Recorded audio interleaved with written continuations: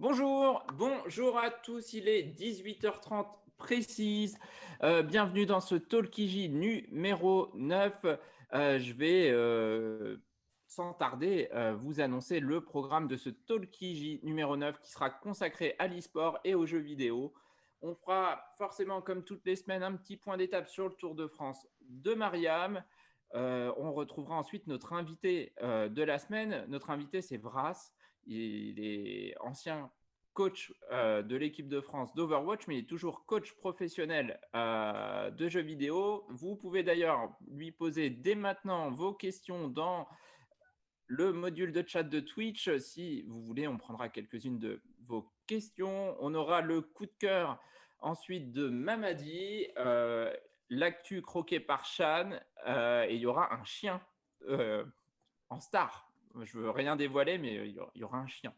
On retrouvera Leïla par une nouvelle chronique quand tu es dans la galère. La chronique geek, ce sera avec Jago. Jago qui nous fait le plaisir, qui est streamer et qui nous fera le plaisir d'être notre geek de la semaine. La chronique sexualité de Rosen, Q comme sexualité, avec Woody. Si vous suivez de semaine après semaine, vous avez vu que dans son décor, il y a Woody maintenant. Et on terminera forcément en électro, un peu à l'heure de l'apéro, avec un petit set électro, avec Brocode qui nous rejoindra tout à l'heure pour clôturer l'émission. Ah, j'ai oublié, je vous ai prévu un petit jeu. Et vous n'allez pas danser cette semaine. Rassurez-vous, il n'y a pas de danse, il n'y a pas de mouvement. Ce sera que du visuel. Il fait chaud, donc voilà. Donc on va passer sans transition ou presque à la rubrique Le Tour de France.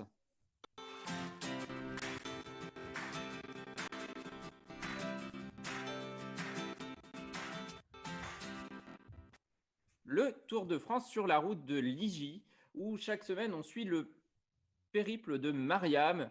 Mariam qui part à la découverte de l'information jeunesse dans le cadre de l'opération Tu fais quoi cet été? Et cette semaine, Mariam, elle était à Orléans pour un petit micro-trottoir. Elle a rencontré des jeunes qui cherchaient des jobs d'été, ou en tout cas, elle a recueilli les questions des jeunes autour des jobs d'été.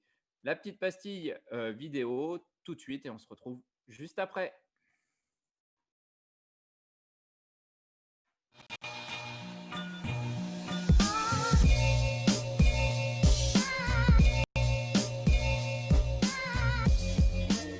Ok, là on est dans la voiture, on va descendre un petit peu parce qu'il fait trop chaud.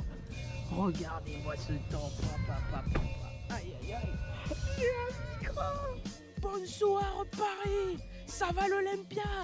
Comme nous l'a demandé Delphine, je vais venir vous retrouver sur les rues d'Orléans afin de vous poser quelques questions et on va voir ce que ça donne. T'es prêt? Et c'est parti.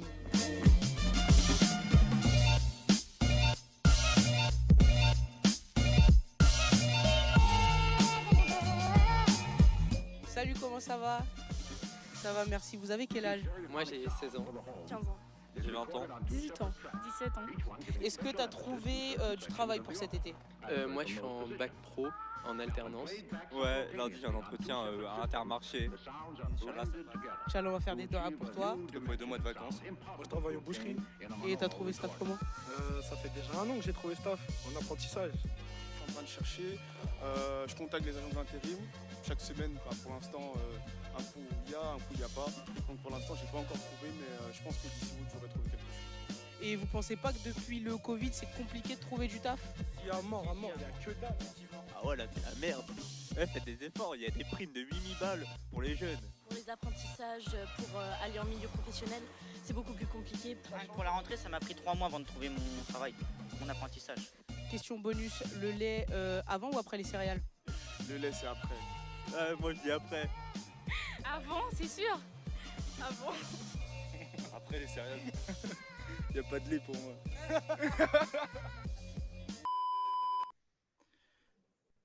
Nous revoici en plateau après cette pastille de Mariam.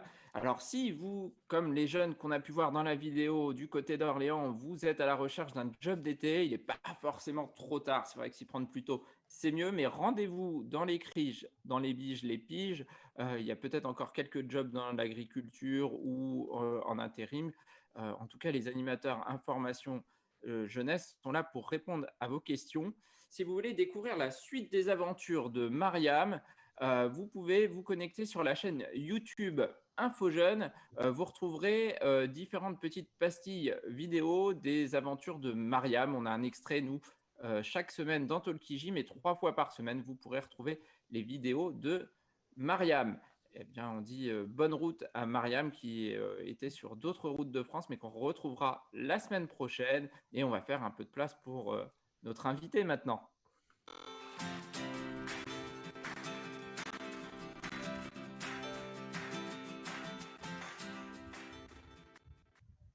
Notre invité cette semaine, c'est Vras.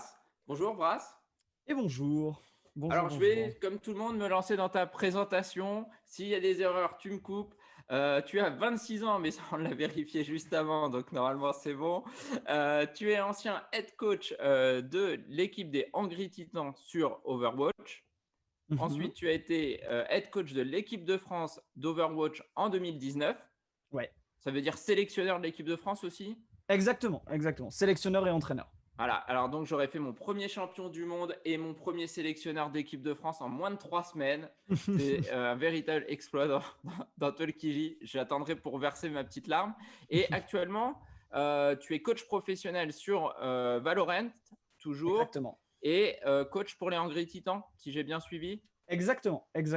J'ai rejoint ces structures avec mon changement de jeu. Et il y a eu, du coup, j'ai aussi été head coach en 2019 de l'équipe de Montréal.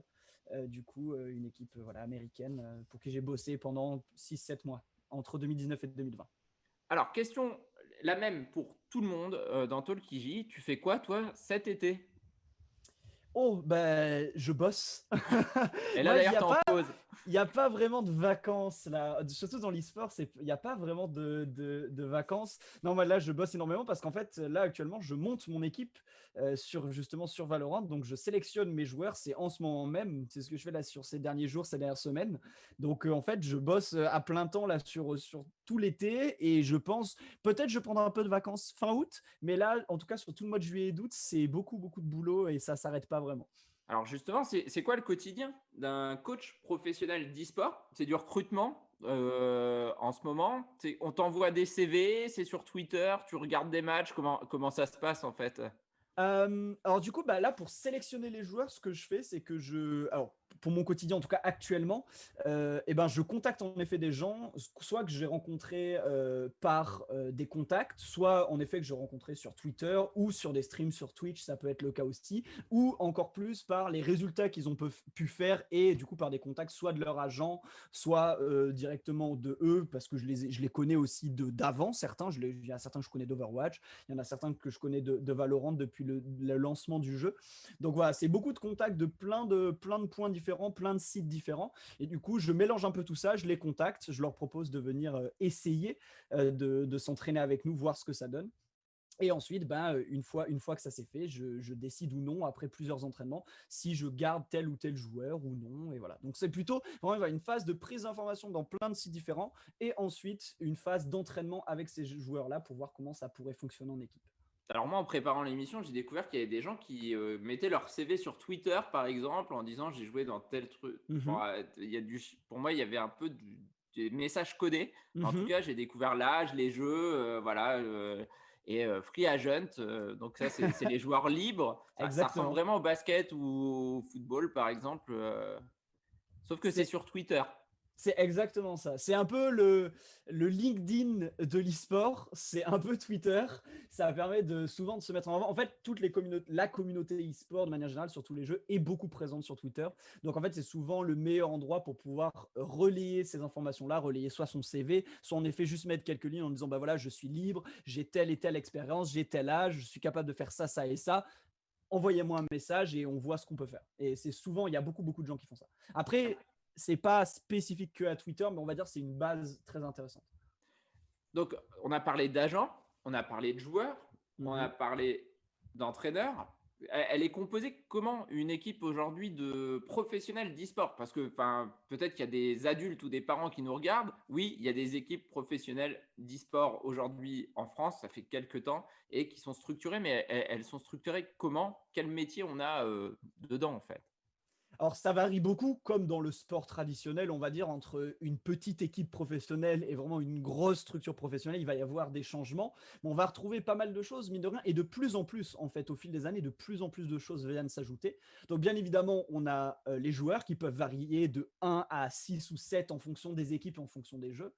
On peut avoir, du coup, avec un coach et un manager qui sont souvent les deux les deux facettes d'une même pièce pour tout ce qui est de la gestion de l'équipe, le coach pour tout ce qui est l'aspect de la gestion interne de l'équipe, l'aspect social et bien entendu tout ce qui est technique et lié au jeu, et le manager qui va s'occuper de tout l'aspect externe, gérer potentiellement des trajets, des transports, la gestion des entraînements, la gestion de tout cet aspect professionnel-là, c'est le manager qui va s'en occuper. Donc ça, on va dire, c'est la base, l'équipe, le coach, le manager. Et après, on va avoir plein de choses autour de ça. Déjà, on peut avoir des assistants coach, on peut avoir des analystes qui, comme dans le sport traditionnel, vont s'occuper beaucoup plus de chiffres et de choses, tout simplement passer des heures à analyser des choses spécifiques pour permettre à l'équipe de progresser. Ensuite, on peut avoir des métiers très divers et variés qui vont orbiter autour de tout ça. On peut avoir des coachs mentaux qui vont du coup être beaucoup plus là pour formater l'équipe à la compétition et leur permettre du coup d'être prêts, surtout quand ce sont des jeunes joueurs, d'être prêts, ne pas céder au stress et être concentrés et prêts pour ce type de compétition. On peut avoir des coachs sportifs parce qu'en fait, il y a beaucoup maintenant de composantes sportives qui rentrent à l'intérieur de ça et à l'intérieur de l'e-sport pour être en forme, parce qu'être en forme psychologiquement, c'est aussi être en forme physiquement. Donc, c'est très important pour un athlète e-sportif de faire du sport. On peut avoir aussi maintenant des aspects de nutrition, des nutritionnistes qui orbitent autour de l'e-sport pour justement, en plus du sport, savoir bien manger, par exemple. Et après, on va avoir énormément de choses autour dans un rayon plus large. On peut avoir au sein même du structure e-sport, on peut avoir aussi des coordinateurs, on peut avoir des gestionnaires d'événements, on peut avoir des streamers, des casters, des responsables, des CEO quand il s'agit de grosses boîtes. Il peut y avoir des boîtes des très très grosses entreprises qui brassent des centaines de millions de dollars et qui du coup ont un personnel qui va bien au-delà que simplement le personnel qui est autour de l'équipe. Il peut y avoir des gens qui s'occupent de la communication, du marketing, etc., etc. Donc là, on touche de suite des dizaines, des centaines, des milliers de personnes des fois selon les structures. Alors, il faut voir en fait aujourd'hui que c'est une vraie économie, l'e-sport en compétition. Il y a des compétitions internationales de clubs, d'équipes, de teams, mais il y a aussi des compétitions internationales par pays. Et donc, toi, tu as eu de la chance d'être sélectionneur de l'équipe de France. Comment on en arrive là? Est-ce que pour toi, c'était une consécration d'être coach de l'équipe de France? C'était quelque chose que tu attendais depuis longtemps? Et comment on le devient en fait? Alors, c'était un honneur incroyable et je suis très, très, très content d'avoir réussi à faire ça. En plus, qu'on a réussi à faire une très bonne performance lors de la World Cup. Donc ça, c'était vraiment incroyable. Il se trouve qu'en fait, selon les jeux, c'est pas le cas avec tous les jeux et avec tous les e-sports parce que c'est comme chaque fédération sportive, chaque fédération e-sportive, enfin, du moins chaque jeu a ses propres règles. Et donc, certains jeux ne font pas de Coupe du Monde. Il se trouve que le jeu sur lequel je participais faisait une Coupe du Monde chaque année. Et du coup, j'ai postulé en 2019 pour être le sélectionneur de l'équipe de France. J'avais été vice-champion d'Europe et champion d'Europe avant avec mon équipe. Donc, en fait, on va dire que ça donnait un peu plus une certaine légitimité vis-à-vis de ça. Mais il y avait plusieurs participants et ça n'a pas forcément été évident. Surtout que l'année passée, l'équipe de France n'avait pas forcément bien brillé. Il y avait eu quelques petits problèmes. Et donc, du coup, comme c'est un e-sport Overwatch qui a beaucoup de fans et surtout en France il y a énormément de gens qui suivent et qui soutiennent, il fallait aussi que que ça se passe bien cette année. Et donc voilà, les gens m'ont fait confiance et du coup ça a été incroyable. On a été à Los Angeles faire la Coupe du Monde pendant une dizaine de jours parce qu'on a eu aussi une semaine de préparation là-bas dans les locaux de Red Bull, c'était incroyable. Et ouais, non, c'était une consécration formidable. Il y a toujours une part de chance, il y a une part de talent et de résultats, sans nul doute. Mais voilà, tout ce mélange a fait que j'ai pu faire ça. Et du coup, on a été à la Coupe du Monde et on a terminé 4e du coup à cette Coupe du Monde. Donc, première nation européenne, première nation à battre la Corée du Sud, la meilleure équipe du monde qui n'avait jamais été battue. C'est un peu les All Blacks d'Overwatch. Et donc, du coup, on a réussi à les battre. On a fait 4e. Donc ouais, c'était incroyable. Et comme au rugby, on ne perd pas le plafond de verre, on bat les All Blacks et après en demi-finale, bam. Exactement. On fait un exploit souvent, mais pas deux. C'est ça. Ouais, c'est notre problématique. Alors, on a un chroniqueur mystère, il s'appelle Chaton. Il vient nous faire des petits coucous pendant l'émission et je crois que justement, il a une question, il a une petite question pour toi et par rapport à l'équipe de France. Salut les fondus du joystick, voilà, entre deux bols de sorbet de croquettes, en bon professionnel que je suis, je me suis mis aux jeux vidéo pour préparer ce talk, voilà. J'ai suivi les conseils de Cécile, je viens de finir The Last of Us 2, et comment dire, je suis en bad trip. Bref, merci d'être dans le talk, voilà, coach de l'équipe de France, c'est quand même la classe. J'ai toujours rêvé, moi, d'être médaillé olympique, mais bon, les courses de gouttière ou carrément les déroulés de pelote de laine, c'est pas trop leur discipline apparemment. Bon, j'ai une question pour toi, voilà, est-ce que tu penses que le e-sport va enfin être intronisé dans les Jeux Olympiques? Si c'est le cas, vraiment, je suis prêt à tâter du clavier et de la souris. Ah, la souris, lol, blague de vieux. Bon, j'avais aussi une petite question bonus. Est-ce que tu sais comment on sort de la maison dans le premier Zelda sur NES? C'est pour un collègue chroniqueur que j'aime bien, mais je le dis que quand il n'est pas là. Voilà. Allez, merci encore. À très vite. Tchuss. Donc, Chaton, en fait, il avait deux questions pour toi. Yep. La première, c'est de savoir si un jour l'e-sport sera aux Jeux Olympiques parce que son rêve, c'est d'être médaillé olympique et que la course de gouttière et que le déroulé de pelote de laine n'étant pas des disciplines olympiques, il mise tout sur l'e-sport parce qu'il adore les claviers et surtout les souris. Je comprends, surtout pour les souris. Mais alors moi j'espère vraiment. Normalement ça devait être le cas cette année. Enfin il devait y avoir, il y a eu beaucoup de discussions. Il devait y avoir des phases de test vis-à-vis de ça, parce que beaucoup de gens se disaient que c'était pas forcément en accord avec les valeurs de l'Olympie sur le côté compétition pour certains jeux. Mais je pense que inévitablement on va y arriver. Pour moi c'est quelque chose que je trouve incroyable pour démocratiser l'e-sport. Sur un plus large public, que ça touche aussi plus de monde et que les gens découvrent qu'il s'agit d'un sport comme les autres, qu'il y a des compétitions comme les autres et que ça touche énormément de monde. Donc moi, j'espère vraiment que ça va commencer dans les JO et pourquoi pas un jour, ce qui serait incroyable, c'est d'avoir les JO de l'e-sport. Ce serait fou, avoir une compétition comme les JO avec tous les gros e-sports représentés et du coup une compétition internationale avec tous les pays et avec un classement, ce serait fabuleux. Il y avait eu les X-Games un petit peu pour les sports urbains et extrêmes, un peu qui avaient amorcé. Et on voit aujourd'hui que le skate et d'autres disciplines arrivent aussi dans les JO. Ce sera peut-être une voie pour y arriver. Et alors, il y a une petite question bonus. Il paraît que tu es un grand fan de Zelda et on a un de nos chroniqueurs qui a jamais réussi à sortir de la maison de Zelda sur la NES. Est-ce que tu as un tuyau pour lui, pour l'aider? Parce qu'il bloque sur la première maison. Alors, il faut savoir que je suis un boomer bientôt, approchant de la trentaine, mais je n'ai jamais fait Zelda sur NES. Du coup, je ne pourrais, et étant très très fan de Zelda, c'est vrai, mais je n'ai jamais fait le Zelda sur NES. Du coup, je suis désolé Chaton, je ne pourrais pas t'aider, mais moi je t'aurais dit sors par la porte, mais non, a priori, même au premier niveau, c'était pas par la porte. Bon, mais tant pis, si vous pouvez aider Siegfried ou Chaton dans le chat Twitch, n'hésitez pas. Ça fait 35 ans que Siegfried essaie de sortir de sa maison sur Zelda et aidez-le, s'il vous plaît. On va y revenir. On a parlé un peu de la professionnalisation. Tu es professeur, toi, dans des formations orientées e-sport aussi. Est-ce que on a peut-être des parents, on a peut-être des jeunes aussi, forcément, qui sont attirés par ce milieu-là? Comment on fait la sélection des écoles? Est-ce qu'il y a des écoles plus ou moins sérieuses? Est-ce qu'il y en a d'autres qui surfent sur une opportunité? Quel est ton regard sur ça? Alors, comme tout milieu qui est en plein développement, il y a un peu de tout.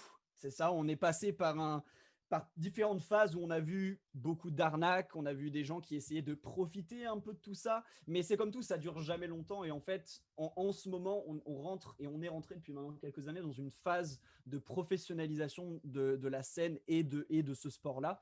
Donc en fait, de plus en plus, les formations et les écoles deviennent de plus en plus sérieuses. Il faut quand même bien prendre le temps, encore aujourd'hui, de discuter avec les gens qui sont dans ces écoles-là, voir exactement quels sont les contenus des formations, quels sont les intervenants. Je veux dire, c'est comme partout. Il y aura toujours des gens qui vont essayer de profiter, il y aura toujours des arnaques, mais en fait, globalement, c'est de mieux en mieux et les formations sont de plus en plus intéressantes. En fait, c'est des formations qui sont souvent très orientées sur ce qu'on appelle le digital / tout ce qui a attrait au numérique et en fait avec des formations complémentaires autour de l'e-sport, soit pour apprendre à être joueur professionnel pour certains, ou du moins s'améliorer en termes de professionnalisation en tant que joueur, ou bien sur tous les métiers, j'en parlais tout à l'heure en tant qu'équipe, tous les métiers qu'il peut y avoir autour de l'e-sport, vu qu'il y en a plein, il y en a des dizaines qui peuvent être très peu connus. Donc en fait, ça rentre beaucoup plus dans ce cadre-là maintenant.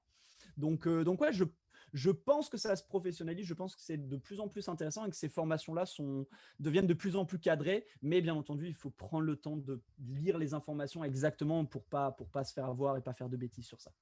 Alors aujourd'hui, il y a le milieu, parce que le rêve, le Graal, à mon avis, pour beaucoup de jeunes, c'est d'être joueur professionnel. On l'a compris dans tes propos. On peut travailler dans le jeu de vidéo dans plein de domaines ou même dans l'e-sport, dans tout un tas de domaines. Aujourd'hui, il y a combien de joueurs professionnels d'e-sport en France? Est-ce que tu as une idée à peu près? Je connais pas je saurais pas te dire le chiffre exact parce qu'en fait, il y a beaucoup. En fait, c'est assez difficile de savoir dans le sens où certaines personnes vont se dire professionnelles d'un milieu alors qu'elles ne le sont pas forcément. En fait, la professionnalisation dans l'e-sport est encore assez floue. Est-ce qu'on est considéré professionnel à partir du moment où on fait des compétitions à haut niveau, à partir du moment où on est salarié sous contrat? Voilà, il y a des gens en fait qui mélangent un peu tout ça, donc c'est difficile de savoir. Mais en fait, chaque année, avec la sortie de plus en plus de jeux et le développement globalement des équipes et des structures, en fait, il y en a de plus en plus. En fait, chaque année, le nombre de joueurs professionnels e-sport et de métiers autour de l'e-sport augmente chaque année. Donc voilà, ça c'est une certitude. Et est-ce que c'est facile aujourd'hui d'en vivre? On est sur des carrières courtes, on est sur des statuts hyper précaires. C'est-à-dire que hier, j'étais peut-être joueur professionnel sur Overwatch. Aujourd'hui, le jeu plutôt à la mode, c'est Valorant. Est-ce que la transition, elle est facile ou du jour au lendemain, en fait Ouais, en fait, c'est très compliqué parce que en effet, c'est un choix de carrière qui est très particulier et qui est vraiment pas évident. Il faut l'assumer totalement. Il faut que ce soit vraiment quelque chose où on est passionné. C'est un peu comme le sport. Quand on veut devenir professionnel dans le foot, par exemple, il y a beaucoup de gens qui veulent être professionnels, qui veulent être footballeurs professionnels, le prochain Mbappé, le prochain Zidane, forcément. Mais il y a beaucoup d'appelés et assez peu d'élus parce qu'en effet, c'est un métier qui est très difficile. On y retrouve toutes les composantes du sport élitiste, c'est-à-dire qu'il y a une sacrée compétition, donc il faut avoir aussi une mentalité de compétiteur, c'est très important. Et forcément, vu que c'est un métier en développement, il peut y avoir beaucoup d'embûches sur le chemin. Et donc, voilà, ça peut être assez compliqué sur ça. Et en effet, se rajoute à ça le fait que il peut y avoir des carrières très courtes. Certains restent dans l'e-sport seulement quelques mois, d'autres quelques années. Très peu en font des carrières sur le long terme, en tout cas en tant que joueur, même si maintenant de plus en plus, mais ça reste quand même assez faible encore à l'heure actuelle. Donc, ce sont des carrières assez courtes où on n'est pas forcément extrêmement bien payé non plus. Ça dépend encore une fois, mais c'est toujours pareil. Les grands joueurs, les grandes stars vont être extrêmement bien payés, vont très bien gagner leur vie. Mais pour quelques-uns qui vont être au top, il va y en avoir beaucoup en dessous ou pour qui ça va être forcément plus compliqué et qui vont devoir aussi réfléchir autrement. Et c'est pour ça, moi, le meilleur conseil que je peux donner aussi aux gens qui souhaitent se lancer dans l'e-sport ou qui ont des projets d'avenir dans l'e-sport, c'est penser sur des choses sur le long terme. Pas simplement se dire, OK, je veux devenir joueur professionnel et c'est tout. Il faut toujours réfléchir à, OK, tu veux devenir joueur pro, mais déjà, est-ce que tu as les qualités pour? Donc, il faut savoir faire une introspection sur soi pour dire, OK, est-ce que je veux vraiment, est-ce que je peux vraiment faire ça? Et puis surtout, il faut réfléchir à l'après. S'organiser sur ça. Est-ce que c'est vraiment quelque chose que je veux faire pendant 1 an, 5 ans, 10 ans? Est-ce que j'ai des diplômes ou pas? Est-ce que je pense à une reconversion? Est-ce qu'il y a d'autres métiers là-dedans qui m'intéressent? Il y a beaucoup de choses comme ça. Et moi, quand je me suis lancé là-dedans, j'avais déjà on va dire, tout ce plan en tête et j'avais déjà fait beaucoup de choses avant. Donc, en fait, j'ai pu me lancer là-dedans en disant, OK, j'ai déjà fait ça, ça, ça et ça. Donc, je sais que je peux me lancer dedans sans trop de soucis. Et moi, déjà, d'ailleurs, je n'ai jamais voulu être joueur pro parce que, même si j'ai été joueur un temps, parce que je sais à quel point c'est dur, ça demande des sacrifices et que moi, au vu des qualités que j'avais, c'était plus intéressant pour moi que je passe dans de la gestion du coaching. C'était beaucoup plus efficace. Alors moi, à 7 ans, j'ai abandonné tout rêve d'être footballeur professionnel. Enfin, en fait, dès que j'ai eu un ballon dans les mains et dans les pieds, quoi. Je peux comprendre. Et pareil pour l'e-sport. On m'a mis devant PES à l'époque, c'était fini. Donc oui, voilà, un statut qui est forcément précaire. Alors, est-ce qu'il y a des questions pour Vraf? Si vous êtes en direct sur Twitch, vous pouvez poser vos questions. Moi, j'en ai une chose. Oui, Mam, vas-y. J'ai une question, je voulais savoir s'il y a du dopage dans le e-sport et si oui, qui contrôle? Ah, ça, c'est une excellente question pour le coup. Alors, oui, comme dans le sport, il y a du dopage dans l'e-sport. C'est totalement vrai. Alors, c'est pas du dopage qui va jouer sur les performances physiques, parce que c'est pas vraiment ça qui rentre en jeu. Par contre, c'est du dopage qui va jouer sur la concentration. Il existe des produits, en fait, qui servent pour soigner certaines maladies chroniques et des troubles de l'attention, en fait, qui vont être utilisés dans l'e-sport pour permettre à l'esprit de se concentrer, de se focus et donc gagner en efficacité. Et c'est un fléau et un gros problème. Je vous conseille à tous les gens que ça intéresse, il y a de super documentaires sur ça, sur YouTube, totalement gratuit. Vous pouvez trouver sur Internet très facilement, qui vous expliquent tout ce qu'on trouve à l'heure actuelle. Et voilà, donc c'est vraiment un truc qui est très commun, on va dire, qu'on voit très souvent des histoires qui sortent sur le dopage. Et bien évidemment, c'est interdit, mais en fait, le problème, c'est que c'est très peu régularisé. À l'heure actuelle, là où dans le sport, c'est quand même assez encadré, et pourtant, il y a quand même des cas de dopage, dans l'e-sport, c'est très, très peu encadré parce qu'en fait, c'est beaucoup de choses qui sont faites en distanciel. Donc, c'est très compliqué de pouvoir avoir des personnes qui vont contrôler chez une personne qui joue à Bangkok et une personne qui joue à Montréal, de pouvoir contrôler alors qu'elles sont dans la même compétition en train de jouer, contrôler qu'elles n'ont pas pris de produits comme ça. Donc ça va être fait de plus en plus et c'est en train de se coordonner dans des événements en présentiel où toutes les équipes viennent au même endroit et où là il peut potentiellement y avoir des contrôles, mais en fait c'est quelque chose d'extrêmement rare encore à l'heure actuelle. Et oui, c'est un problème qui ronge l'e-sport depuis un moment et de plus en plus à très haut niveau. C'est quelque chose qu'on retrouve beaucoup. Et d'ailleurs, sur de l'autre e-sport, je crois automobile, il y a eu des cas de triche pendant le confinement, notamment de pilotes e-sport et de vrais pilotes sport auto, avec un pilote de sport auto qui avait Exactement. fait jouer à sa place un streamer e-sport. Enfin, oui. Voilà. Et il s'est fait attraper d'ailleurs. Il s'est fait attraper par l'adresse IP tout bêtement. Exactement. Avec comme le quoi, confinement. On trouvera toujours, il y aura toujours des moyens pour tricher. Alors je vois, je suis tout flou à la caméra. Je vais peut-être débrancher ma caméra et la rebrancher. Je ne sais pas si ça, normalement, ça ne devrait pas poser de problème. Hop, parce que sinon vous allez me voir tout flou. Et c'est quand même un petit souci. Alors, attention, Jago, avoir une question à ton retour. Hop, voilà. Parfait. Jago, tu as une question? Ouais, en fait, je voulais rebondir par rapport à l'e-sport et les Jeux Olympiques. Juste pour dire que justement, cette année, au Japon, il devait en fait y avoir deux jeux, Street Fighter V et Rocket League. Exactement. Et c'était vraiment le premier pas de l'e-sport dans les Jeux Olympiques. Bon, malheureusement, avec le confinement, etc., il n'y a rien qui s'est passé comme il faut. Mais là, en fait, ça aurait été vraiment génial parce que ça fait un petit moment qu'ils étudient ça. Même en France, moi, j'ai eu pas mal d'échos par rapport à ça, où en fait, ils veulent vraiment savoir s'il y a la possibilité que les jeux e-sport apparaissent. Mais je pense que ça va être inévitable. Je pense qu'à un moment, ça va être obligé. Et après, pour le dopage, enfin, moi, j'ai connu les débuts de l'e-sport vraiment. Moi, je suis plus vieux que Brat. Donc, à l'époque où c'était des associations et que ça commençait à se convertir, et les brands et les marques ont commencé à débouler. Et au départ, c'était de l'optimisation, en fait. C'était quand ils voyageaient, en fait, les joueurs, quand ils voyageaient, ils devaient récupérer. Et là, ça passait par des comprimés qui permettaient de récupérer rapidement pour pouvoir jouer avec des très bonnes conditions. Mhm. Et après, maintenant, forcément, toute discipline à l'extrême, à un moment ou à un autre, malheureusement, le dopage, les gains, etc. Voilà, je voulais intervenir par rapport à ça. Alors, moi, il y a un sujet que je voulais aborder très très rapidement avec Raph. Tu as été coach d'une équipe féminine, si je ne me trompe pas, d'e-sport pendant quelques temps.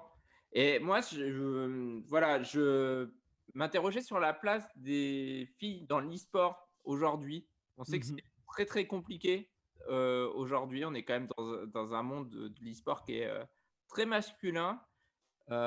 Pourtant, il y a plein de talents chez les filles. Ouais, en fait, l'e-sport et la compétition, là, de manière générale, dans le jeu vidéo, c'est vrai que c'est un milieu qui est encore très masculin, très misogyne, très sexiste depuis très longtemps. Ça s'arrange petit à petit et ça va mieux petit à petit au fur et à mesure des années, des avancements, etc. Mais c'est encore quelque chose d'extrêmement... d'extrêmement présent, ce côté-là. Et donc, le statut des femmes dans l'e-sport à l'heure actuelle, il est très faible. En fait, on en voit très peu. Il y a, en tout cas, en termes de professionnels, de joueuses professionnelles, on en voit extrêmement peu. Il y a certains jeux où on en trouve plus que d'autres. Mais par exemple, pour donner un ordre d'idée sur Overwatch, il y a du coup une ligue professionnelle qui s'appelle l'Overwatch League et qui comprend 200, 300 joueurs professionnels à peu près. Sur ces 200 ou 300 joueurs, il y a une femme. Et encore, c'est vraiment plutôt pas mal. Et c'est une joueuse qui ne joue quasiment pas. En fait, elle ne fait aucun match de l'équipe dans laquelle elle se trouve, parce que c'est une équipe qui comporte plus de 6 joueurs. Et donc, du coup, l'équipe aligne d'autres joueurs qu'elle, mais elle est présente quand même dans l'équipe. Mais voilà, ça fait à peu près une joueuse sur 200 ou 300 joueurs professionnels. Et il y a certains jeux où il n'y en a pas du tout. Actuellement, sur Valorant, par exemple, il n'y a aucune joueuse enfin, il y a une équipe professionnelle, si tout de même féminine, mais en termes compétitifs, on en trouve quand même très, très, très, très peu. Et ouais, c'est assez compliqué. Moi, j'ai qu'une envie, c'est que ça continue de se développer, qu'on voit plus d'équipes mixtes, d'équipes féminines. Et cette année, ça se développe quand même un peu plus sur certains points. Par exemple, lors de la BlizzCon 2019, qui est le gros événement que tient Blizzard chaque année, et il y a à chaque fois des compétitions dedans. Et du coup, il y a eu une joueuse qui a gagné le championnat mondial de Hearthstone. Donc, c'était la première femme à gagner une compétition comme ça sur Hearthstone et sur un gros jeu vidéo avec une telle audience et une telle population qui y joue. Et donc, c'était vraiment un des premiers pas et un des premiers événements de fin 2019 qui a montré des professionnels féminines sur le jeu vidéo. Mais en termes de jeux compétitifs en équipe, on en voit encore très peu, trop peu. Et ça va mettre encore quelques temps avant de se développer. Et ça doit passer, selon moi, et c'est hyper important, par aussi une éducation des joueurs et vraiment sur ce côté compétitif-là, à moins de misogynie, de sexisme dans le jeu vidéo. C'est vraiment quelque chose qui doit diminuer au fur et à mesure. Alors, Shan, tu voulais réagir, je crois. Ouais, c'est parce que cette année, j'ai vu aussi même beaucoup de joueuses qui doivent décrocher à cause du harcèlement qu'elles subissent. Totalement. Et c'est un gros problème, mais je pense aussi que ça vient pas que des joueurs, mais aussi des personnes qui regardent. Ouais. Et aussi, il y a peut-être un manque de prise de position de la part des joueurs qui devraient peut-être plus s'exprimer sur le sujet et plus dénoncer ce harcèlement qu'elles vivent, parce que c'est super violent. Il y en a qui font des tentatives de suicide et tout, c'est horrible. Totalement. Alors là aussi, en termes d'avancée sur ça, en juin et juillet, il y a eu une grosse phase très intéressante et très importante où beaucoup de femmes du milieu de l'e-sport et du milieu du jeu vidéo ont parlé, notamment sur Twitter, ont évoqué tout ce qu'elles ont subi par rapport à certaines personnes et par rapport à certains professionnels du milieu. Et en fait, on a eu droit à une certaine épuration, on va dire, de ce milieu-là, et c'était vraiment un truc très important et très intéressant, où du coup il y a beaucoup de gens qui se sont fait virer d'équipes, de compagnies, de jeux vidéo, d'e-sport, etc., à cause de tout ce qu'ils avaient pu faire auprès de certaines femmes, certaines joueuses. Donc ça a été un mouvement qui est encore en cours là en 2020, et c'est des choses qui sont très bien. Ça permet des avancées aussi sur le sujet. Donc ça avance difficilement, lentement, mais il y a des choses qui avancent. Et donc du coup, ce statut de joueuse e-sport, joueuse professionnelle et de femme dans le milieu de l'e-sport avance petit à petit. Trop lentement, mais ça avance. Alors, le temps passe très vite. Est-ce qu'il y avait une question sur le ranking, par exemple, de qui choisit pour représenter notre pays, la France, sur Street Fighter, par exemple, ou sur un jeu. On y a répondu un petit peu tout à l'heure par rapport à Overwatch, mais c'est vrai qu'il doit y avoir des systèmes de classement. Et puis après, il y aura des sélectionneurs et peut-être qu'un jour, on aura 70 millions de sélectionneurs du représentant français de Street Fighter pour les Jeux Olympiques ou du représentant. Voilà, on commentera peut-être les choix du sélectionneur de l'équipe de France de Valorant en ne comprenant pas pourquoi il a pris Giroud plutôt que Benzema. Voilà. Tu sais, tu fais pas si bien le dire, hein. choix après, peut-être tout simplement du sélectionneur au final. Mhm. Bah, tu fais pas si bien dire, hein, sur Overwatch, c'était déjà le cas. Et chaque année, c'est le cas. Et cette année, j'y ai eu droit aussi. Vu que c'est quelque chose d'assez médiatisé, on va dire, et que beaucoup de gens suivent.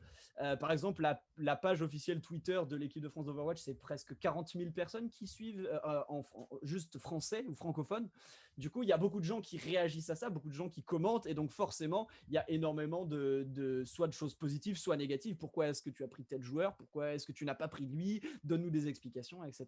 Donc, ouais, c'est quelque chose qui est très présent. Et juste pour le facteur de sélection, nous, en fait, pour l'équipe de France, c'était un vote. C'est-à-dire que c'était il y avait plusieurs personnes dans le comité, et donc pour le manager et le responsable de communauté, c'était les gens qui votaient, et pour le sélectionneur, c'était du coup le top des joueurs du pays, le top des joueurs du pays, donc le top 150 ou 250 joueurs qui pouvaient voter chacun pour un coach, et donc en comptabilisant les votes ensuite, le joueur était sélectionné. Jago.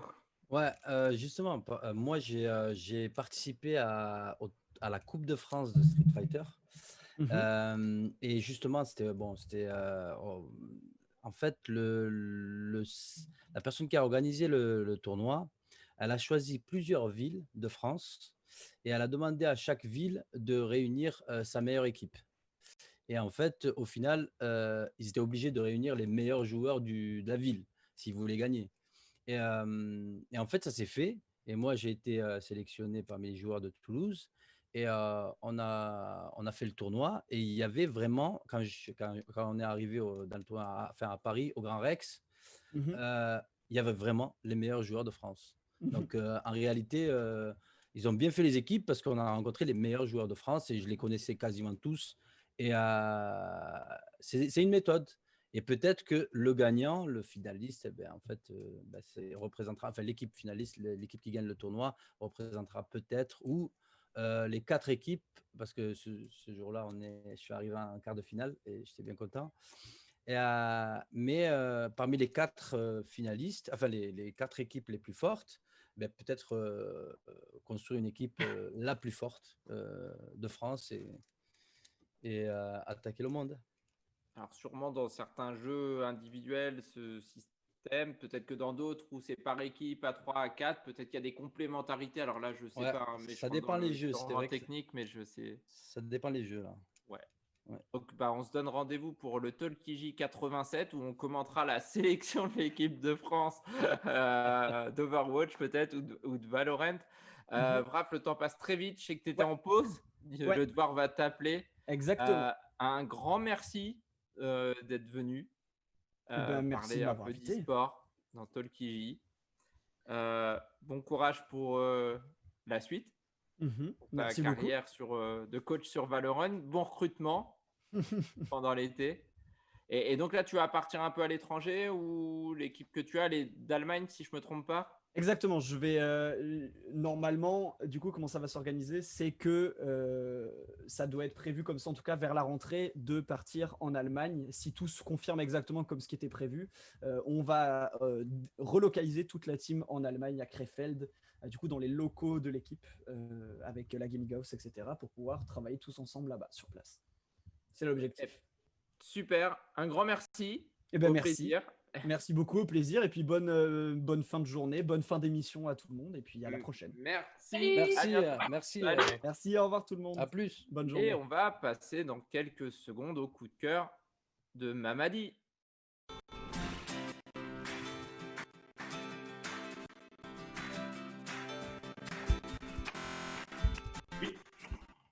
Et Mamadi, tu vas nous parler d'une série. Absolument, une série intitulée Unorthodox qui est disponible depuis le 26 mars 2020 sur Netflix. Cette série dramatique en 4 épisodes est inspirée de l'autobiographie de Deborah Feldman qui s'intitule Unorthodox, The Scandalous Rejection of My Acidic Roots. Je constate que je ne suis pas le seul à avoir des difficultés avec l'anglais et ça me rassure. Mais en français. Mais, avec l'anglais, oui, pardon. Donc, l'histoire relate la fuite d'une jeune femme loin de sa communauté ultra-orthodoxe d'un quartier de New York pour prendre son destin en main. Cette fiction allemande, créée par Anna Winger et Alexa Karolinski, avait fait sensation pendant la période de confinement. D'ailleurs, elle a fait beaucoup de bruit. Oui, ça a été vraiment une des séries phares de cette période de confinement. Donc, j'invite les retardataires à s'y mettre parce qu'ils peuvent encore s'offrir une séance de rattrapage. Ce n'est pas trop tard. Et je vais vous livrer quelques bonnes raisons de regarder les 4 épisodes de cette série. Je vous en fais rapidement le résumé. Esther Shapiro, surnommée Esti, une jeune femme de confession juive ultra-orthodoxe, quitte Brooklyn pour vivre sa vie de femme libre à Berlin. Elle embrasse le rêve de devenir artiste. Mais une fois arrivée en Allemagne, son passé la rattrape. En effet, Yakov, son mari, qu'on surnomme Yankee dans la série, tente désespérément de retrouver sa trace avec la complicité de son cousin, Moïse. La série alterne ainsi le présent à Berlin et les flashbacks à New York. Et ces séquences, en fait, nous permettent au spectateur, en l'occurrence, de découvrir peu à peu la trajectoire de l'héroïne et de mieux comprendre ce qui l'a poussé à quitter les siens. Déchiré entre sa foi et son envie d'indépendance, Esti fait preuve d'une force de caractère incroyable et à toute épreuve. La tension monte au fil des épisodes. Difficile de ne pas rester insensible à son chemin de croix, parce que c'est un véritable chemin de croix que traverse cette femme pour pouvoir acquérir sa liberté et son indépendance, et puis notamment s'affranchir de sa communauté religieuse pour gagner justement cette émancipation. Unorthodox se regarde notamment comme un documentaire sur les traditions de la communauté juive. Les 2 créatrices de la série ont d'ailleurs collaboré avec des conseillers juifs pour recueillir des anecdotes en fait, qu'elles utilisent après dans la série, et ça apporte une touche très réaliste à cette fiction. Donc, je dirais c'est une fiction à la fois bouleversante, mais aussi instructive. Aucun détail n'est en effet laissé au hasard. Unorthodox se confronte aussi, avec justesse, 2 mondes entièrement différents, sans pour autant les opposer. Celui mystérieux, fait de rites et de conventions dans le quartier de New York, donc celui des orthodoxes, et celui libre et festif de Berlin. Mais la série quand même va au-delà des préjugés. Elle n'est pas là pour donner... Il n'y a pas un côté manichéen avec les bons d'un côté et les méchants de l'autre.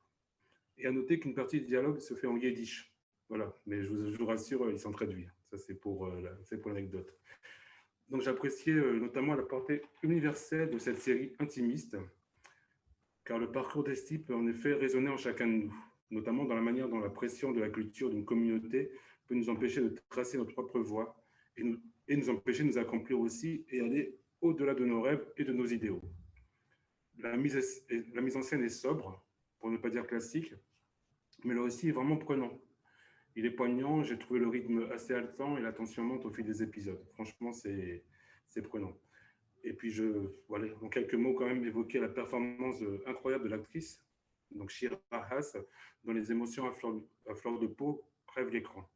Elle a déclaré d'ailleurs, la comédienne, à propos de la série, « Je ne pense pas qu'un orthodoxe soit une histoire qui parle de l'existence de Dieu, elle parle du droit d'avoir sa propre voix. » Effectivement, c'est la thématique du film. Ce n'est pas une histoire uniquement que de religion. Voilà, ils se sont appuyés sur la religion, mais ils ont pu s'appuyer sur le sport, ça aurait été un peu la même chose.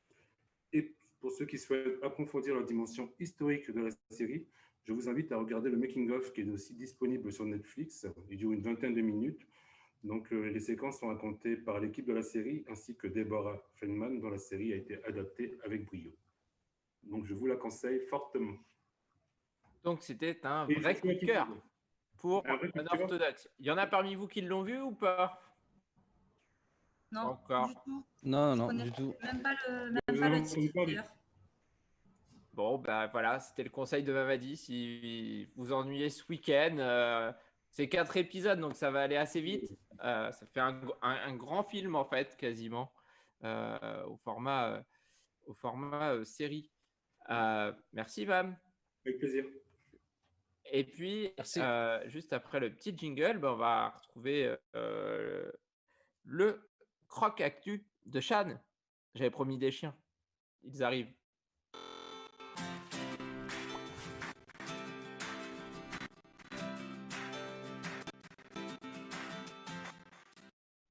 Alors, Chaton se sentait sûrement seul. Il avait besoin d'un chien. Et Shan, tu as exaucé les vœux de Chaton.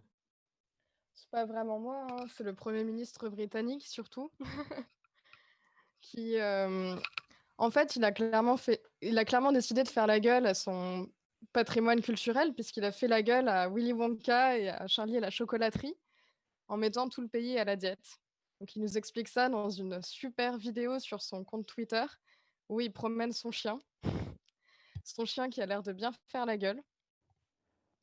Il se demande ce qu'il fait là, le chien. Pour ceux qui n'ont pas vu la vidéo, il faut aller la voir. Enfin, c'est incroyable. En fait, c'est une vidéo où il explique les bienfaits que le sport, enfin tous les bienfaits du sport et comment sa perte de poids a changé sa vie. C'est une vraie pub pour une vraie pub de régime en fait. Et donc on le prend en vidéo avec son chien, c'est incroyable. Et après, il n'a pas fait que cette vidéo, il a surtout aussi lancé un plan de lutte contre l'obésité au Royaume-Uni, donc qui s'accompagne de lois, par exemple, plus de pubs pour des produits trop sucrés, trop salés ou trop gras avant 21h sur Internet comme à la télévision. Mais également plus le droit de mettre ces mêmes produits de malbouffe trop près de la caisse dans les magasins. Donc bon, même si sa vidéo tient plus de la parodie qu'autre chose, il y a quand même un vrai truc qui est derrière et je vous conseille d'aller voir par vous-même le plan en lui-même. C'est assez intéressant et je pense que ça va changer beaucoup de choses au Royaume-Uni. Alors globalement, la vidéo, il est en distanciation sociale totale parce qu'il se promène avec son tout petit chien dans un parc qui est immense et il promène son chien. Ton dessin, c'était j'ai eu The Illumination parce que ce qu'on n'a peut-être pas dit, c'est que dans la vidéo, forcément, il évoque le Covid et que s'il avait été plus svelte, je crois, de mémoire, il aurait encore mieux été préparé à l'épreuve. Donc voilà, peut-être que son épisode Covid lui a fait voir la vie autrement. Et en tout cas, il a.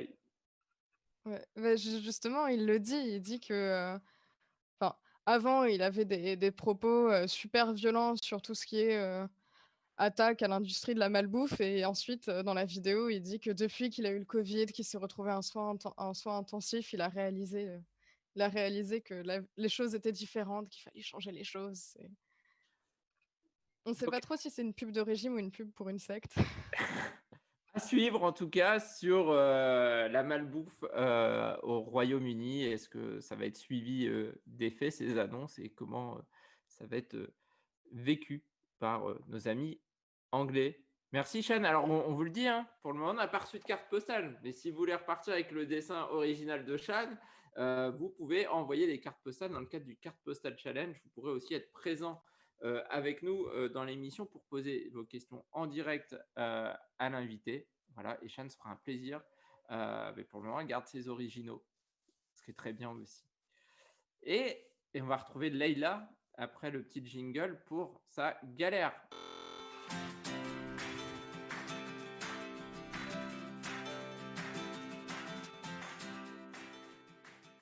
Alors, Leïla, tu vas ouvrir ton micro, je pense qu'il est éteint, et tu es vraiment dans la galère, toi. C'est ça. Les chroniqueurs de Tolkiji, je vous le dis, ils ont le sens du devoir. Donc, Mam regarde les séries en entier, il va voir vraiment les films, et toi, tu testes les galères en réel. C'est ça. Donc, je vais vous parler d'une galère que j'ai subie. Comment s'en sortir. Ouais. Voilà. C'est pas de tout repos. Il y en a qui ont dansé la semaine dernière. C'est pas. Alors, la galère de la semaine. Allez, la galère de la semaine. Donc, salut à tous. Leïla est dans le terre-terre de nouveau pour régler tes galères. Donc, alors les friends, comme ça, on kiffe toujours autant la vibe, le sun, le beach. Mais cette fois-ci, on est trop tête en l'air ou peut-être trop drunk. Oui, ça glisse mieux en anglais. Bah, si tu comprends pas, moi j'y peux rien. T'avais qu'à écouter ton cours d'anglais. Brian is in the kitchen. Ah, ça t'a retenu, hein? Donc, bref, trêve de plaisanterie, un petit peu de sérieux, l'heure est grave. Donc, tu as perdu ou tu t'es fait voler tes papiers d'identité ou ta carte bancaire. Alors, premièrement, illico presto, il te faut déclarer la perte ou le vol aux autorités locales de police les plus proches du lieu de la perte du lieu de perte ou de vol. Un récépissé à conserver te sera remis. Donc, bien évidemment, tâche de bien le conserver car il te sera indispensable pour le renouvellement ou l'édition du duplicata de tes autres documents.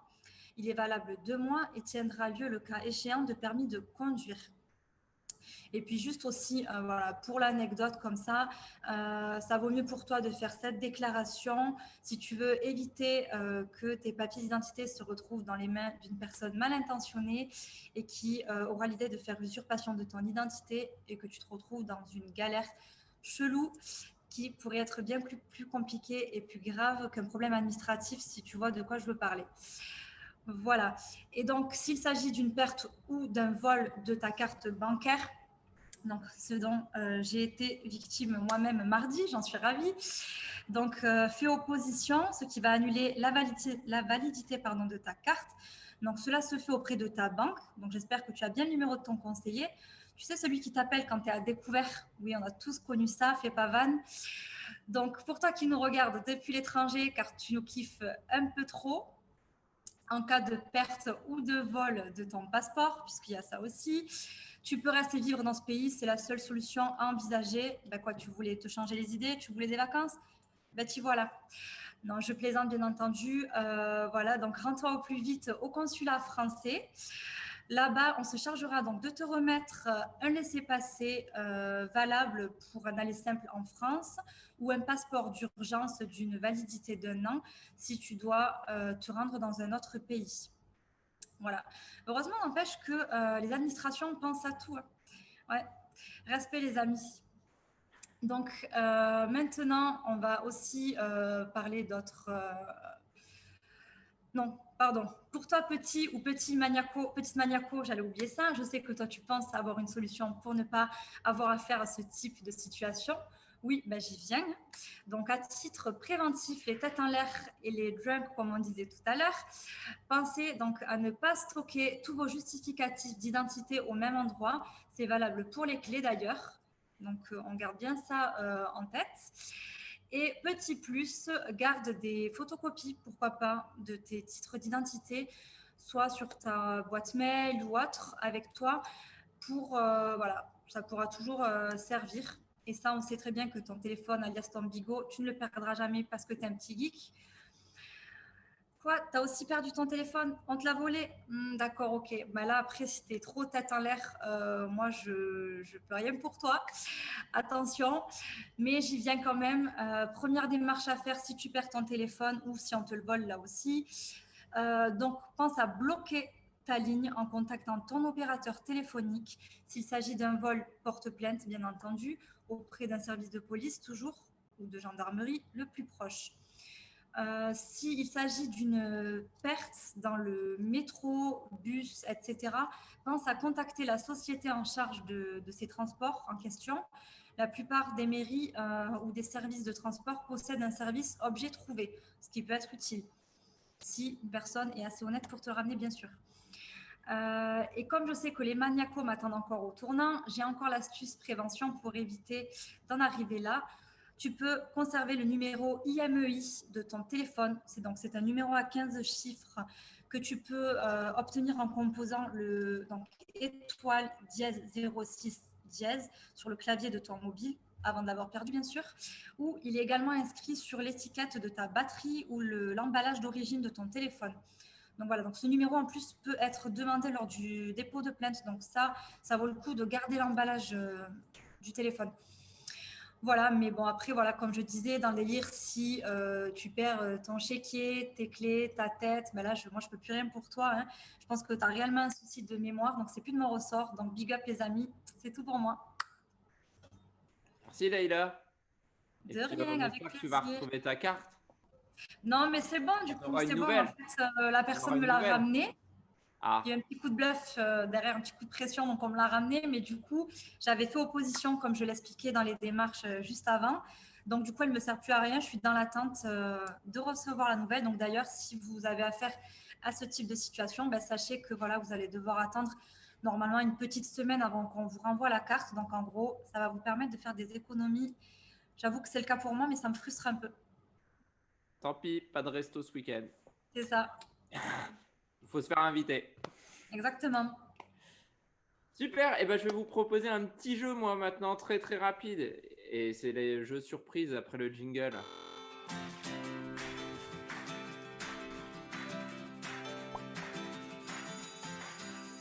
Et je sais très bien que depuis la semaine dernière où j'ai demandé des volontaires, tout le monde se dit plus personne ne va vouloir être volontaire puisque la semaine dernière on a été obligé de faire la danse des canards.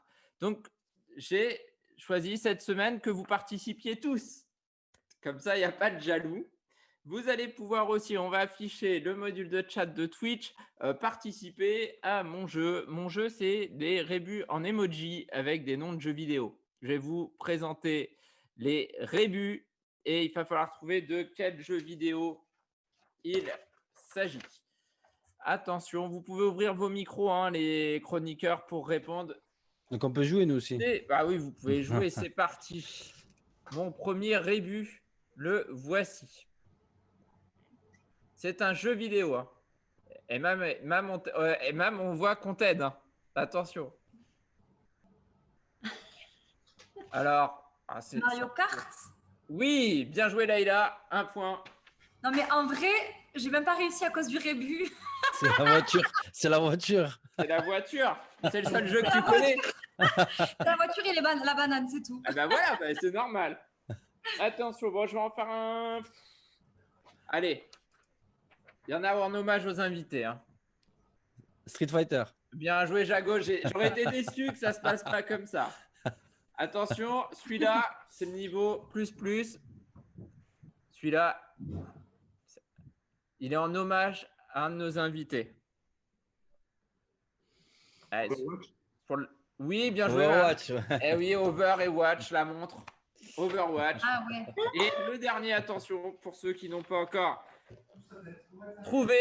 Oh, celui-ci. Les Sims. Bien joué, Shan.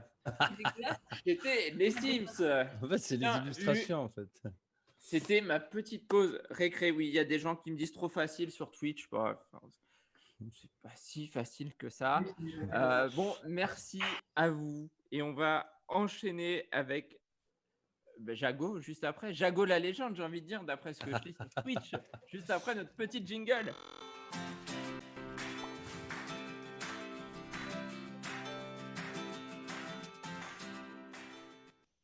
Jago, légende de Street Fighter, légende du jeu vidéo, paraît-il. Alors moi, j'ai une question depuis tout à l'heure. Vas-y, dis-moi.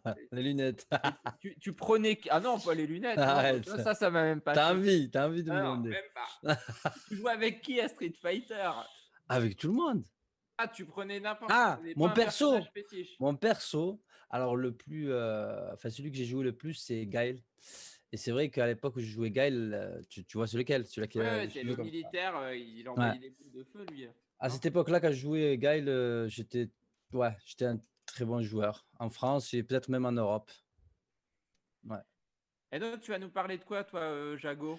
Alors, moi, je vais vous parler geek, un peu de ce que je fais, de ma communauté et de ce que je fais tous les jours. J'interviens, en fait, je suis un gros passionné de jeux vidéo, de pop culture, cinéma, manga. On essaie un peu de faire tout ce qu'on aime, mais on n'a pas trop le temps. Et il m'arrive, je suis souvent sur Twitch, je stream, et j'organise des événements avec les jeunes du quartier. Donc, mine de rien, ils n'ont pas accès au monde de l'e-sport ou du jeu professionnel. Il s'avère que quand même, il y a des talents dans les quartiers. Et j'ai fait des ateliers jeux vidéo pour découvrir l'e-sport, découvrir la réalité virtuelle et tout ce qui a trait aux passions, enfin cinéma aussi. Donc, il y a plein de jeunes qui sont intéressés par les jeux vidéo. Donc, je leur fais découvrir Street Fighter, les jeux de combat, etc. et du cinéma aussi. Donc, il réalise des courts-métrages qu'il diffuse sur YouTube, sur Twitch, etc. Il m'arrive même de diffuser sur Twitch, sur ma chaîne, parfois les courts-métrages qu'ils ont réalisés. Et mais en fait, je me suis rendu compte que la jeune génération, enfin les plus jeunes, ils se copient tous entre eux. Donc, il y a du Fortnite, il y a tous les jeux enfin, ils s'engrainent. Et en fait, ils passent à côté de vraiment de jeux parfois, tu vois, qui sont pas populaires. Enfin, ils sont populaires, mais pas comme Fortnite où en fait il y a Ils font tout pas un le buzz, quoi. marketing. Ils font pas le buzz. Il y a tout un marketing qui bombarde à fond. Et j'organise des fois aussi, une fois par an, à Toulouse. Bon, moi, je suis originaire de Toulouse. Et j'organise en fait des touche pas à mon thug. Donc, ma communauté, c'est les thugs. Et en fait, j'invite certains, les administrateurs de ma chaîne ou même les habitués. Je les invite à Toulouse et ils viennent. Et on organise des week-ends de 3 jours dans une maison, villa, avec piscine. L'ordre du jour, enfin, ce qu'on fait pendant tout le week-end, c'est piscine, viande, des barbecues. Et on passe tout le week-end à jouer à des jeux vidéo, des jeux de plateau, des jeux de société. Et je me suis rendu compte qu'en fait, on suivait la cadence. Enfin, voilà, Fortnite, on va jouer à FIFA, mais on ne connaît pas les jeux de plateau, on ne connaît pas les jeux de société, alors qu'ils sont magnifiques. Et on découvre en fait les jeux, d'autres façons de jouer en fait. Par exemple, Zombicide, c'était le coup de cœur, hein. On avait fait une partie où Risk, à l'époque, ce que je faisais, on a découvert des jeux de plateau c'est Risk, mais version japonaise féodale, de l'époque du Japon féodal et tout ça. Et on se régale comme ça à découvrir du contenu ou des jeux qu'on n'a pas l'habitude de voir dans les quartiers. Voilà. Et voilà. Ça, c'est ma vie, mon œuvre. Donc ça, c'était la chronique du geek, mais alors qui joue traditionnellement aux jeux vidéo, qui vous dit prenez le temps de regarder un peu les jeux de plateau aussi. Ouais. Il y a du jeu vidéo dans les jeux Un jeu de plateau avec la météo qui fait là, à l'ombre d'un arbre, avec un petit barbecue, bien. Enfin, faut être C'est vrai, avec cette tranquille. chaleur, c'est mieux. Ah oui, j'oublie aussi, c'est que tout ce que je fais, et ça c'est un peu spécial, c'est que je fais tout en live stream. C'est-à-dire que tous les événements que j'organise, je les stream avec mon matériel. J'ai un matériel qui me permet de streamer IRL. Donc, je vais couvrir des événements e-sport, etc. Et quand on fait les jeux de plateau, quand on est dans des maisons et on joue aux jeux vidéo, eh bien, on est constamment filmé et on est diffusé sur ma chaîne. Donc, pour garder l'authenticité, en fait, la famille, etc. Voilà. Ah, du coup, au moment où vous mettez les côtelettes sur le barbecue, tout ça, c'est On voit tout. streamé, il y a tout en On fait. voit tout. Ah, Dernièrement, ok. on a fait des ramen halal parce que il y en a qui voulaient ils n'ont jamais goûté au ramen halal, enfin au ramen tout court, donc Naruto et compagnie. Donc on a fait des ramen halal 100%. Et c'était magnifique parce que la plupart d'entre nous, enfin moi oui, j'ai déjà voyagé au Japon. Je suis allé dans un restaurant au Japon où il y avait des ramen halal. Et j'ai jamais aussi bien mangé de ma vie. J'étais choqué. Et ça m'a fait plaisir de refaire ça. Ou le riz japonais bien cuisiné.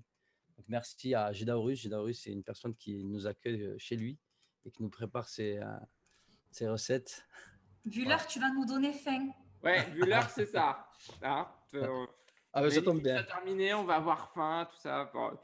Alors, il y a des gens sur Twitch il y a Volcan TV qui nous dit Tabletop Simulator. Si on veut, c'est le meilleur truc pour jouer à des jeux de plateau avec des gens n'importe où, des fois où je serai tout seul.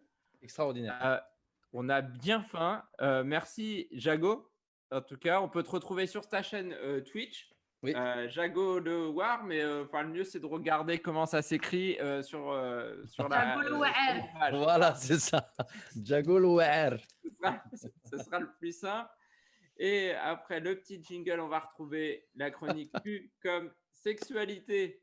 Après le barbecue, c'est pas mal. Ah voilà la transition.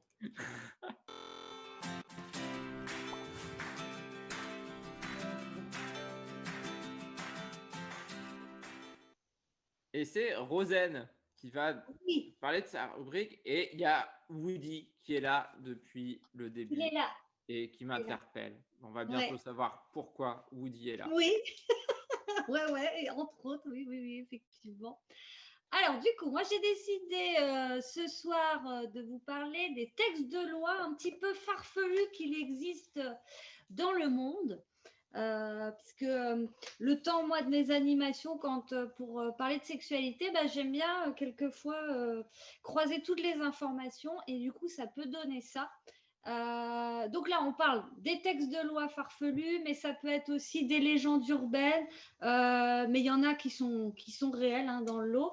Je vous invite d'ailleurs à aller farfouiller pour vous-même vous renseigner là-dessus. Alors, la première loi dans le Minnesota, Minnesota, pardon, oh là là, tout être humain a pour interdiction d'avoir des rapports sexuels avec un poisson mort. Mais en revanche, rien n'est précisé pour les poissons vivants. Donc, voilà, oui. Donc, alors, ça va être plusieurs petites lois dans ce style, parce que ça, c'est en fait, j'ai fait plusieurs recherches et du coup, c'est quand même assez curieux tout ce qui peut sortir. Donc, une autre, dans l'État du Maine, un chauffeur de taxi ne peut pas refuser, un client qui veut payer sa course en nature, sauf s'il est sous l'emprise de l'alcool.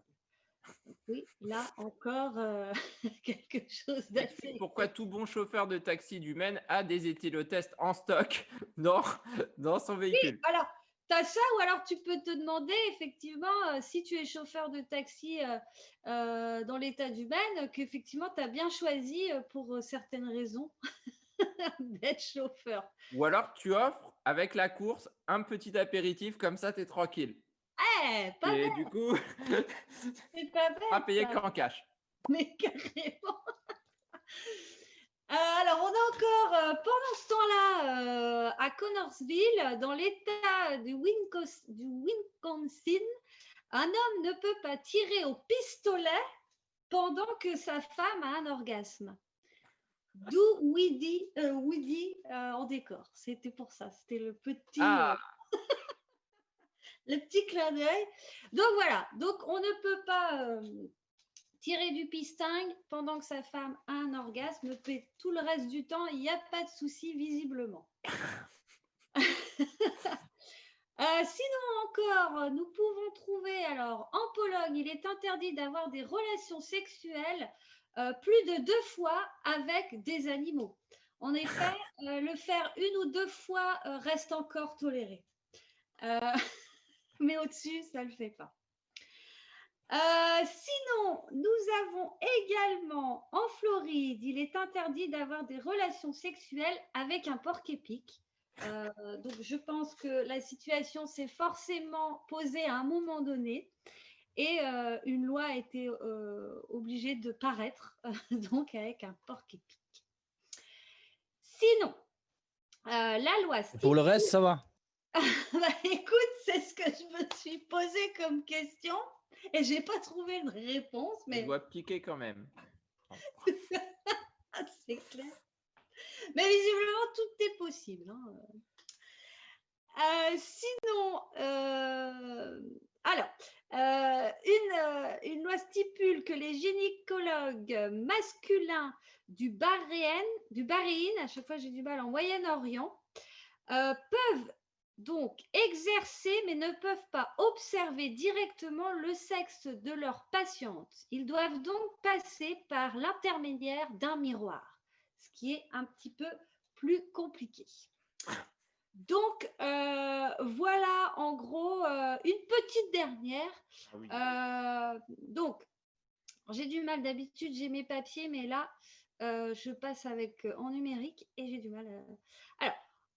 En Ouganda, en Afrique de l'Est, près du Kenya, il est interdit d'écouter de la musique à caractère érotique. Reste à déterminer la perversité des paroles, du rythme musical et des timbres de voix. Là encore, c'est vrai que voilà, ça dépend si les personnes aiment ou n'aiment pas. Alors, c'est un petit peu, voilà, tout ce petit style de loi farfelue, de légende urbaine. Il y a tout ça aussi dans le lot. Mais je vous invite à faire vos propres recherches parce que franchement, je suis tombée sur des listes entières et ça vaut son petit pesant de cacahuètes. Ah oui, quand même. Alors moi, je Oui. me demande comment on applique. Faut quand même prendre sur le vif La le grande délit. cow-boy qui tire au pistolet en simultané de l'orgasme de sa femme. Moi, la question, c'est sur l'application des textes de loi. Le porc-épic qui vient porter plainte, c'est quand même, voilà. Voilà.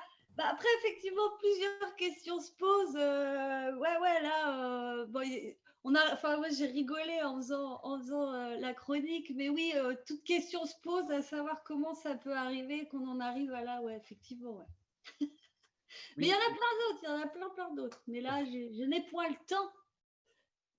Donc, merci Rosen pour cette chronique. On attend l'arrivée de notre invité musical. On est toujours dans l'esprit du barbecue et il arrive pile au moment où on parle de lui. On va lancer le petit jingle, on va le présenter ensuite.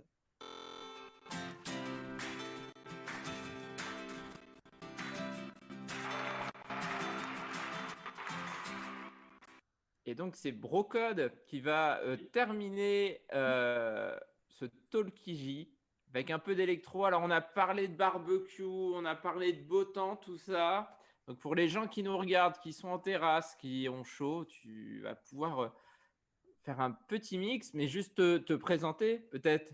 Brocode, ça vient d'une série, si j'ai bien compris.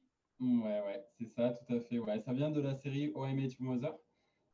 Donc, où on a le personnage Barney Stinson qui utilise un livre Brocode, voilà, et qui est une sorte de livre de règles qu'il faut avoir entre amis, entre potes. Donc voilà. Et donc, toi, tu fais de l'électro depuis combien de temps? Comment tu qualifierais ta musique? Alors moi, je fais de l'électro depuis 5 ans, 6 ans même. Alors à la base, j'ai fait, c'est venu en fait avec la composition. Donc la composition de musique électronique en tout genre. Voilà, moi mes aspirations, on le voit un peu derrière, c'est Daft Punk, Kungs, où on a plutôt le côté deep house, tranquille. Mais je peux faire aussi de la musique électronique assez énervée, on va dire. Donc, c'est venu d'abord par la composition, c'est d'ailleurs ce que je préfère.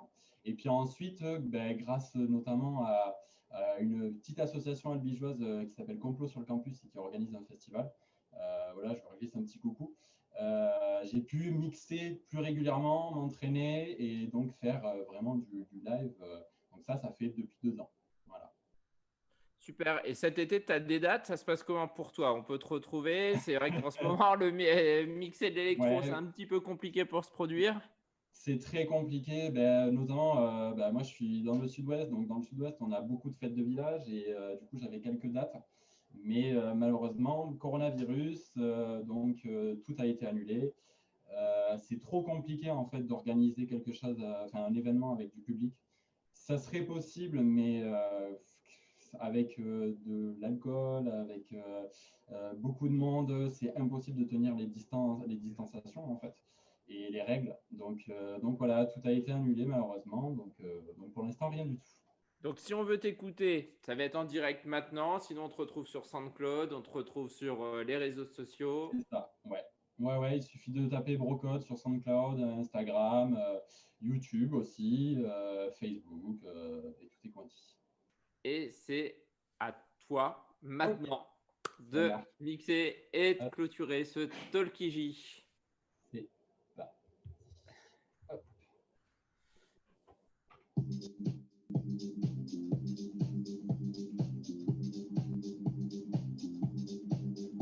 Vous entendez bien du coup?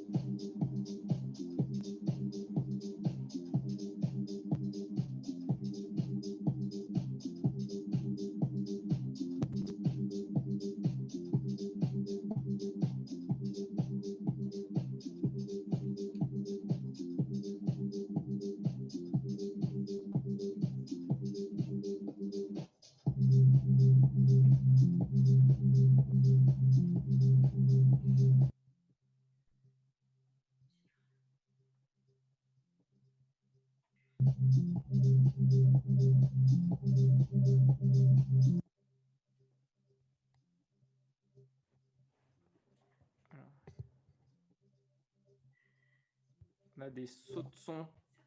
Procode.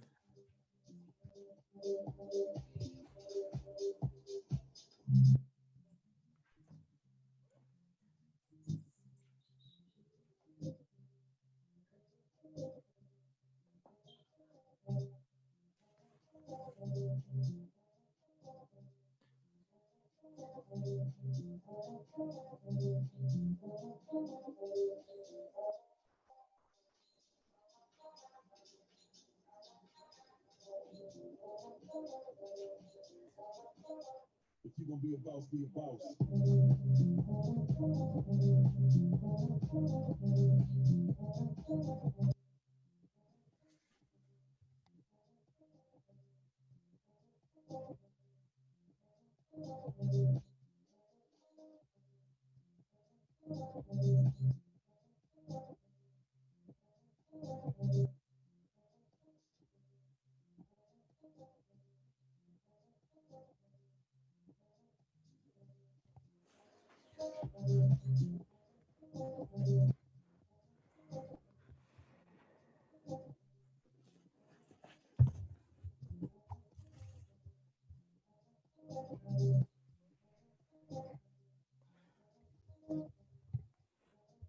Alors,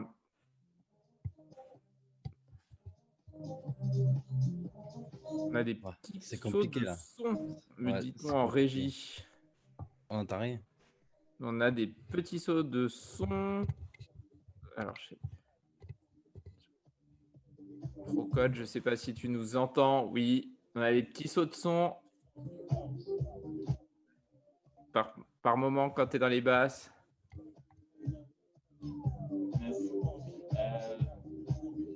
C'est les joies du direct. Ouais, mais là, je sais pas. On avait. Pourtant, moi, ça coupe pas. Hein. Non, alors nous, on a l'impression que quand tu es dans les basses, notamment, ça. On perd le son, en fait. Moi, je l'ai nickel pourtant. Si je. Comme ça, c'est bien. Là, on ne t'entend plus du tout. Est-ce que tu as switché comme on avait pu le faire pendant les tests ou pas? Non, non, non.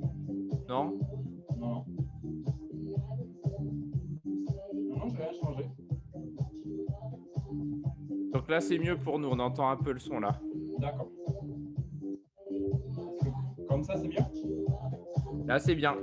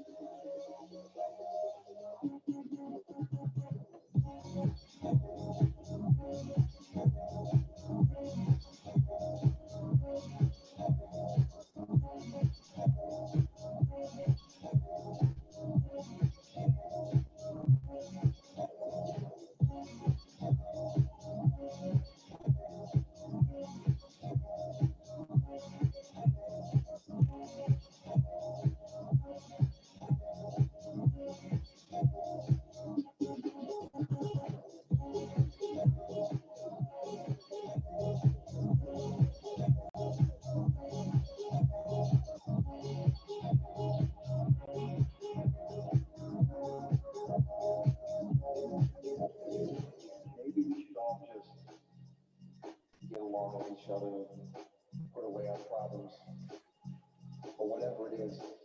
We just need to forget about everything and just have a good time doing that. It's really that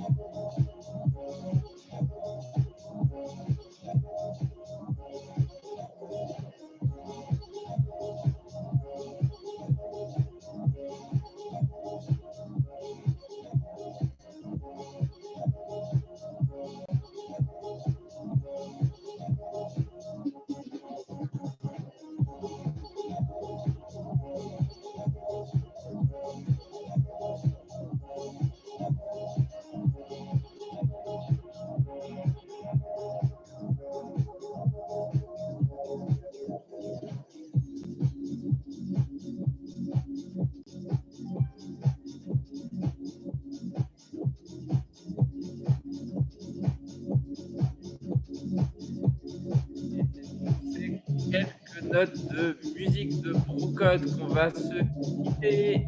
On va couper tout gentiment.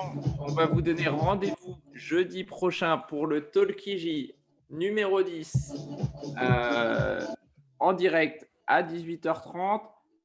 On a très certainement une très grosse surprise pour jeudi prochain. Suivez-nous sur les réseaux sociaux. Abonnez-vous à la chaîne Twitch. Il faudrait qu'on change un petit peu nos voix et qu'on ait plusieurs invités en un la semaine prochaine. On attend confirmation. Il est possible qu'on ait une centaine d'invités en un la semaine prochaine.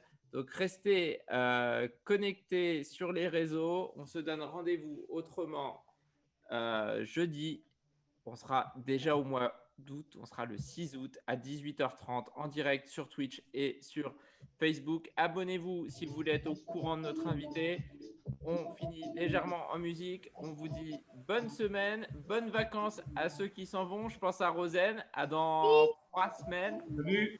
Et puis aux autres, à la semaine prochaine. Jago, merci. Brocode, merci à vous tous. Et on finit avec le son. À très vite. Thug Life, Thug Life. Salut.